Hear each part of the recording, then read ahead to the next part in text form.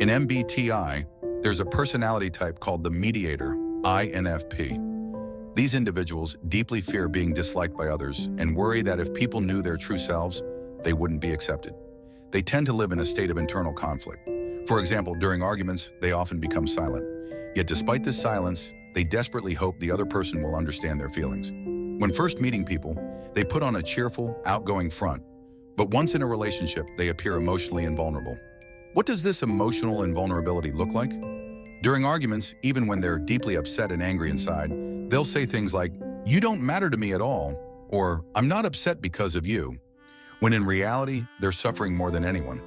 Dating an INFP requires extra love and patience. But what kind of family environment produces an INFP? First, their parents often have a disharmonious relationship with significant personality differences. Part of why INFPs develop mediator tendencies stems from childhood experiences where their parents' relationship wasn't particularly harmonious. Their home life frequently contained friction and conflicts. Typically, one parent has a dominant personality with unstable emotions and frequent angry outbursts. This creates a turbulent growth environment for the INFP child.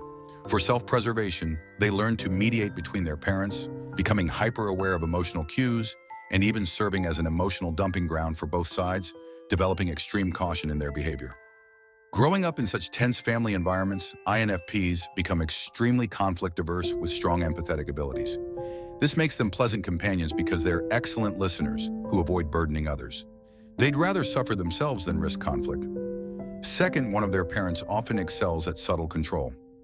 Many might assume INFPs come from loveless homes, but that's not always true. Some INFPs receive plenty of love, yet still develop this personality type. Why? Because some parents provide excellent material support and appear loving but exert strong, covert control, failing to respect their child's thoughts and decisions. These children don't lack love, they lack understanding and respect, experiencing a violation of emotional boundaries.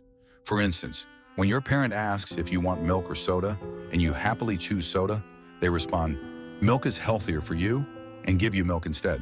They create the illusion of choice while disregarding your actual preference.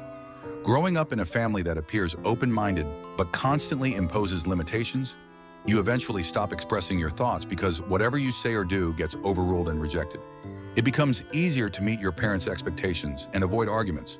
Consequently, adult INFPs often lack internal drive and responsibility, most visibly manifested as procrastination and decision paralysis. They tend to avoid challenges because their emotions were suppressed in childhood, causing them to internalize negative feelings.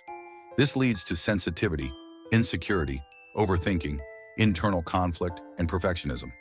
This explains why many consider INFPs as late bloomers. They must first work through significant internal interference. So what's the solution? The key is leveraging strengths while managing weaknesses. Use your natural gifts to address your shortcomings while developing a stronger sense of reality to balance your personality. Many who overcome their limitations and evolve into mature INFPs focus on discovering their strengths. That's why many artists are INFPs. Remember, if you're an INFP, you possess exceptional qualities. Your task is to find them and flourish in areas where you excel.